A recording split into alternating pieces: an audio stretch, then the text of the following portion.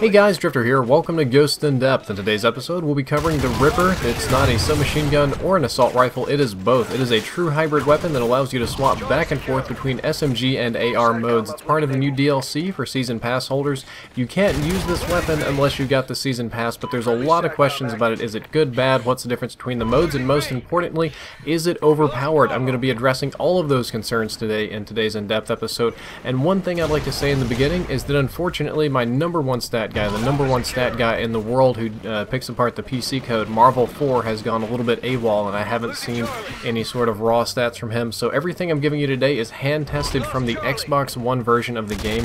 So far, no guns have varied between Xbox One, PlayStation 3, 4, 360, and PC, but these are all hand tested by me. Now let's talk about the damage. It is a medium damage weapon, killing in between 3 and 5 shots, depending on your range from the enemy. I do not have the raw numbers yet, but judging from behavior, I'm going to guess that it'll deal 40 up close and probably 20 at a distance, maybe 24, not entirely sure, but it is 3 to 5 shots to kill depending on your range. And most importantly, there is no change between the submachine gun and assault rifle modes. Yes, the submachine gun mode does not do any less damage than the assault rifle mode, and it won't cause you to have more shots to kill, though there is a range variable.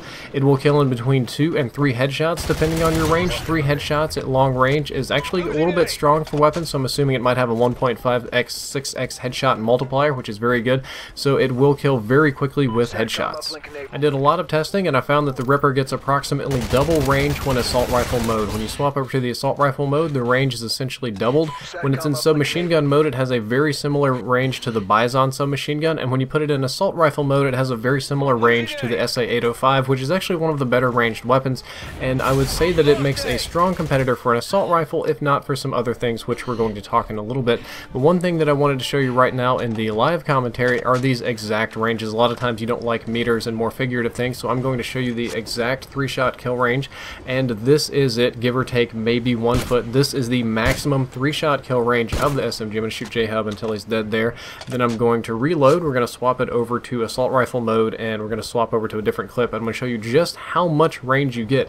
This is the maximum 3-shot kill range in assault rifle mode, and as you can see, it is much further away. It's approximately double, so swapping it over to the assault rifle mode, you do get a lot of extra range. Rate of fire is a somewhat complicated thing because we have 2 rates of fire depending on the modes. Yes, the rate of fire does change depending on the mode, and rapid fire does some strange things to this weapon. We've talked a lot about frame rounding or whatever, so I got these numbers exactly from the game, and these are using more common numbers and especially closer to the frame rounding. The submachine gun rate of fire is 900 RPM. This isn't a theoretical RPM, this is the actual rate of fire on the console. It probably shoots at the 937 and rounds down, but that's very fast for submachine guns. That's right up there at top tier. Assault rifle rate of fire is 600 RPM, which is slow for assault rifles. That's down toward the bottom end of assault rifles. And the interesting thing that I found is that when you put rapid fire on this weapon, the submachine gun rate of fire is completely unaffected, but the assault rifle rate of fire goes up considerably. So rapid fire on the Ripper is useless on the submachine gun portion of the game. I didn't believe it either. I took into the placebo effect. I thought it was great. I used it for a long time.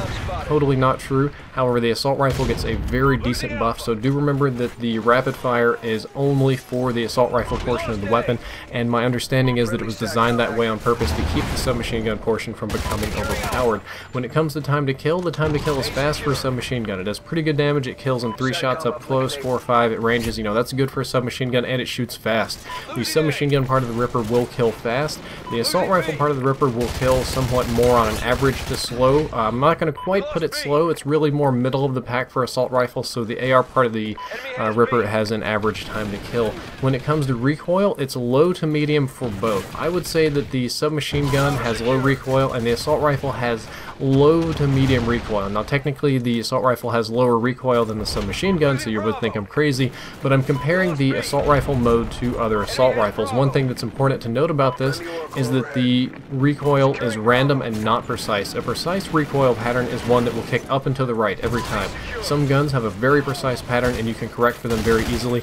This is a random one. It's more of a big circular or ovular pattern. You know, it's going to drift randomly left, right, up, and down with no particular pattern, so it's it's much harder to correct for, but overall you'll find that the recoil is low. And again, the assault rifle mode has less recoil than the SMG mode, not only in that it shoots slower and it's easier to control, but it literally has less recoil. So if you really need accurate shots, if you're running low on bullets, if you need to hit somebody at long range, aside from the range boost, you're playing hardcore, it won't matter as much. The assault rifle mode has less recoil. Another important accuracy component is idle sway. Both have very high idle sway. The idle sway delay, or when you aim down sights immediately it won't begin to sway, you get just about a second of delay, is a little bit on the long side, but they have a lot of idle sway. The Ripper has, especially on the assault rifle, more than the submachine gun, because on the submachine gun in close range it doesn't matter.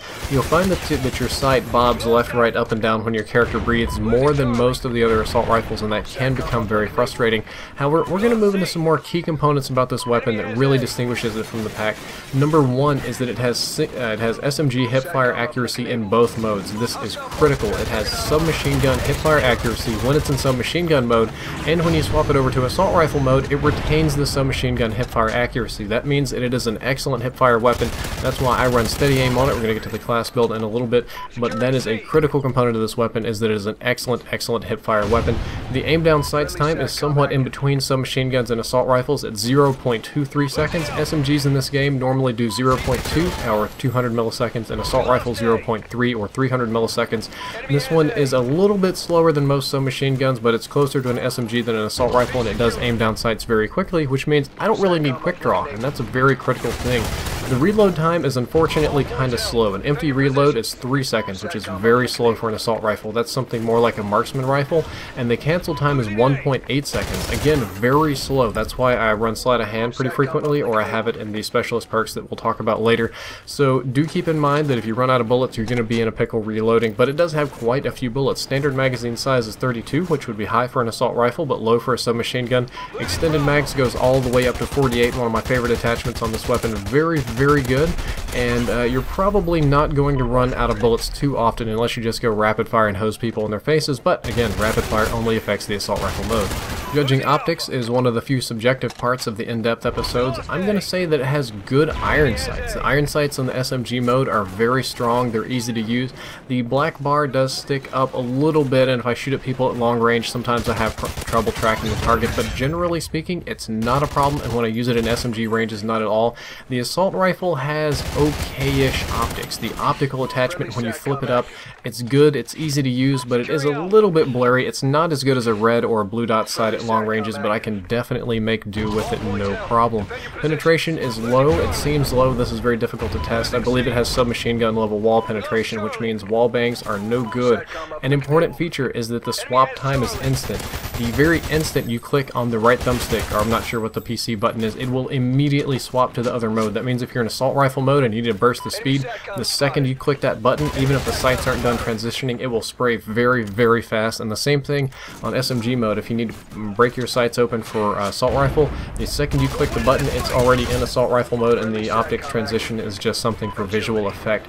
This is another critical component. It has SMG movement speed and sidestep and ADS speed. So it moves fast. SMGs move at 100%. This one moves at 100%. It has the SMG sidestepping and aim down sights walking that you can do. So in this game and most of the other Call of Duty games, you can sidestep pretty fast and aim down sight move pretty fast with submachine guns, whereas assault rifles you really can't. You run kind of slow, they lock you in place, that sort of thing. And this one has no penalties for that whatsoever. So that's a very big benefit to this weapon. It allows you to be very highly mobile. And the question you want to ask is now, is the Ripper OP? Is this weapon overpowered? No, but just barely no. It is a top tier weapon. This is a very good weapon. This is not a joke weapon. This, you know, a lot of the last DLC weapons have been a little bit of poopy. This one is not so. This is a top tier weapon. This is a top 3, top 5, maybe even a top 2 weapon. Is it massively crazy overpowered? Not by my definition, but don't make the mistake that it is not a strong weapon. My best class for the Ripper is somewhat unusual, especially for my class builds, because I don't need quick draw or stalker for this gun to be good. I run the 3 attachments attachments perks, so I get grip, extended mags, and suppressor. A lot of people do like the rapid fire, but since that doesn't affect the SMG part of it, I don't use it. If you don't like the suppressor, you can trade out for muzzle brake. That works fine too. Ready up and steady aim go together like peanut butter and jelly. Steady aim is excellent on this weapon because you can hip fire from both modes very effectively. I use focus and fully loaded or scavenger, just kind of depending on what I want. My next perk is akimbo pistols, and then I run my item, and then I run a lot of specialist perks. My akimbo pistol is usually like akimbo silencer, akimbo muzzle brake, or whatever, and I get the rest of the perks I need with specialist. I get my off the grid, sleight of hand, agility, lightweight. All of those are good perks with this, and I like to pick up the rest with specialist, and that is my class recommendation. And again, the Ripper is a very good weapon, not overpowered, but just barely not overpowered and quite strong. That's all for this in-depth episode. I hope that you enjoyed it, and I hope that you learned something useful. If you did, don't forget to like, favorite, and subscribe, or check out my sponsors down in the description. Elgato, Scuff, Gamma, all that sort of stuff. Oh, Brass Monkey apps. I have my own app now. And the previous episode was on the MTS 255. You can click that box on the left. It'll open a new window. Or you can click the box on the right and check out the Field Orders episode. As always, if you enjoyed, don't forget to like, favorite, and subscribe. Drifter out.